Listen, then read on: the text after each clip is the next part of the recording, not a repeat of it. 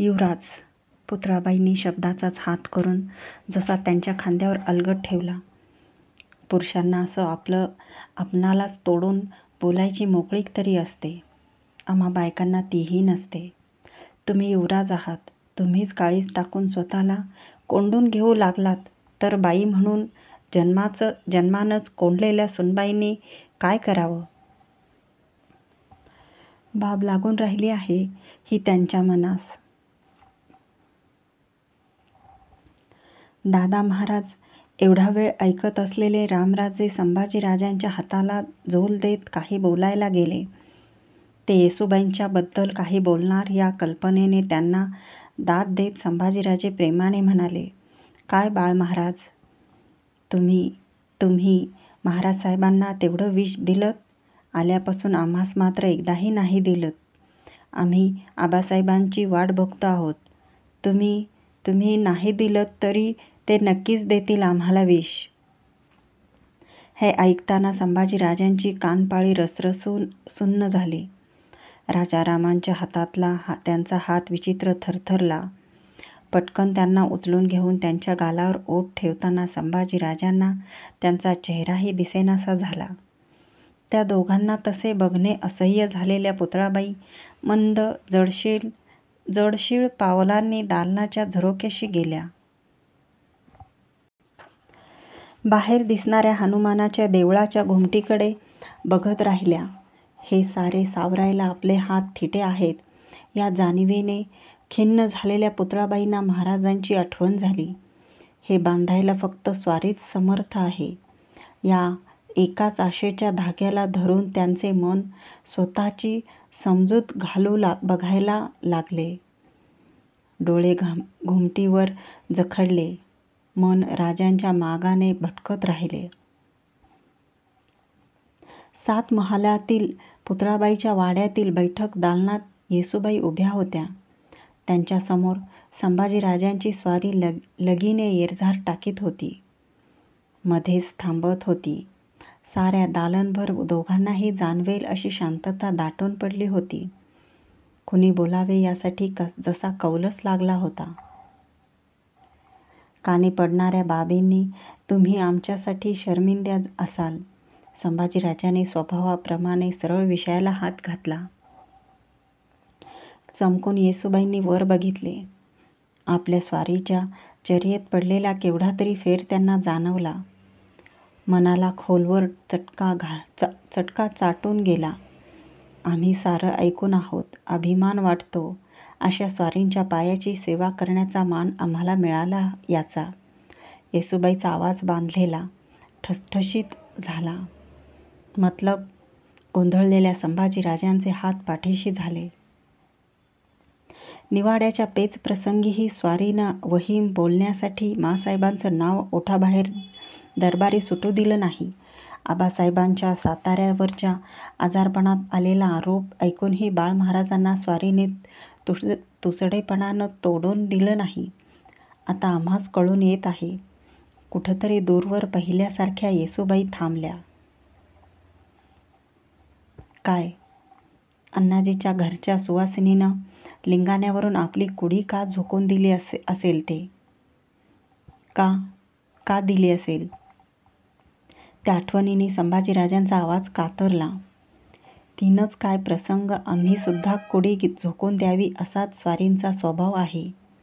भरल्या दरबारी स्वारीबद्दल काही वेडे-बिद्रे ऐकण्यापेक्षा आणि एखादा गैरबाका शब्द उच्चारावा लागण्यापेक्षा त्या धीराच्या स्त्रीने मरण पत्करलं. जे तिला कळलं ते घरच्यांना कळू नये याचीच खंत वाटते आम्हास. त्या शब्दाने संभाजीराजांच्या मनी घालमेल उठली. येसूबाईच्या बद्दल त्यांनी बांधलेला अंदाज साफ चुकीचा ठरला. त्या चुकीचाही एक न कळणारा आनंद त्यांना खोलवर स्पर्शून गेला. हलकेच पुढे होत त्यांनी मान खाली घातलेल्या येसूबाईच्या हनवटीखाली मूठ दिली. त्या टेकीने त्यांचा मुखडा वर घेत ते म्हणाले, आम्हालाही आता कळतंय आबासाहेबांनी शिक्के कट्यार तुमच्या सुपूर्द का केली ते. गोरेमोरे झालेल्या येसूबाईंनी मागे होत हनुवटी खुली करून घेतली. तुम्ही शतरंजची खेळी छान खेळता. आम्ही त्या पटाकडे बघताना तक्रार करीत होतो, आठवतं? संभाजीराजांनी विचारले. कसली तक्रार? येसूबाईंना माग मिळेना. त्या पटात माँसाहेब, युवराज अशी मोहरी नाहीत ही. आज वाटतो तो खेळीचा पट आहे तसाच ठीक आहे. सुस्कारा सोडत संभाजीराजे झरोक्याशी चालत गेले. बाहेर बघत पाठीशी असलेल्या येसूबाईंना म्हणाले, तुम्ही आबासाहेब पटावरची शतरंज खेळी सावधानगीनं खेळता, पण तुमचं कसब धाऱ्यालाही टिकणार नाही असा शतरंजचा खेळगडी आजवर आमच्या ध्यानी आला नव्हता. कोण? गोंधळलेल्या येसूबाईंनी त्यांच्याकडे बघत विचारले. थोरल्या महालीच्या माँसाहेब. झरोक्याजवळून थंडगार बोल झाले.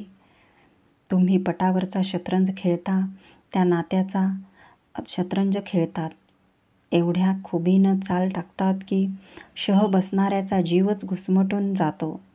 त्यांच्या पटात मोहऱ्यांना तोटा नाही, शह कोणाला घालावा याचं बंधन नाही.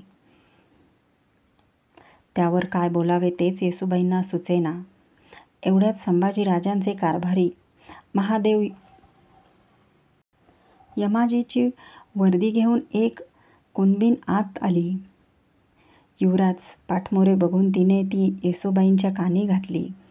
साताऱ्यावरनं दत्ताजी पंत आल्यात. धाकल्या सरकारांची भेट मागत्यात. येतो आम्ही, म्हणत संभाजीराजे महालाबाहेर पडले.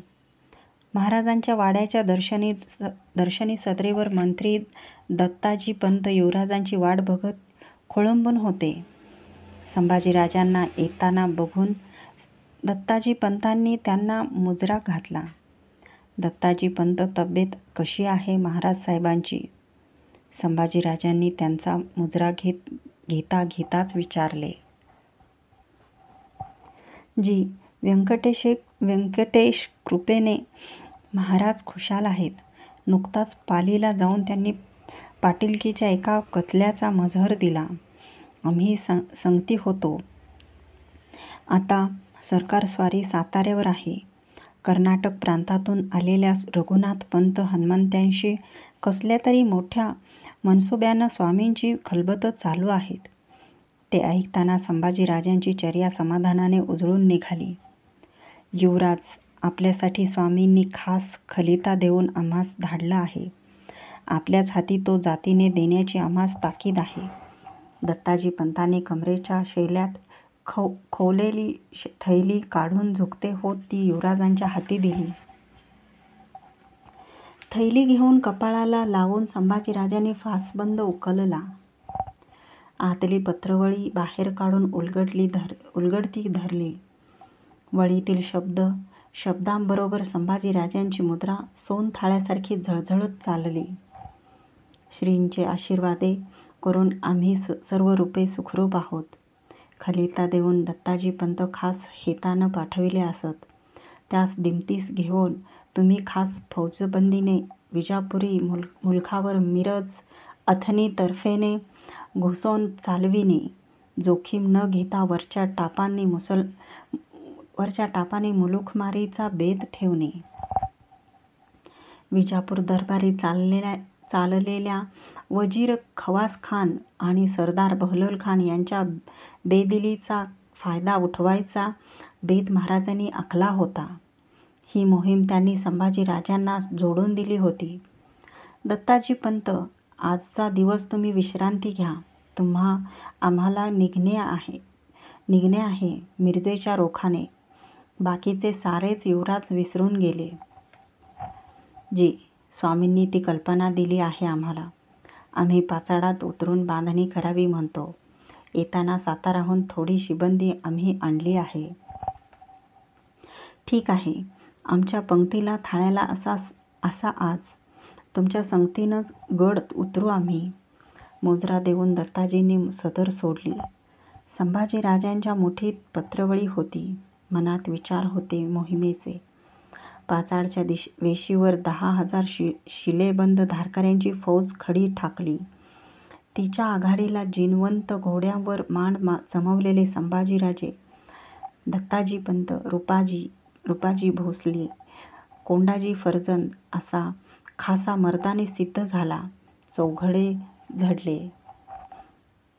हातपंजा उठवून मागे न बघता संभाजीराजांनी आणि पाऊलोकांनी हर हर महादेवची गगनभेदी झील उठवली.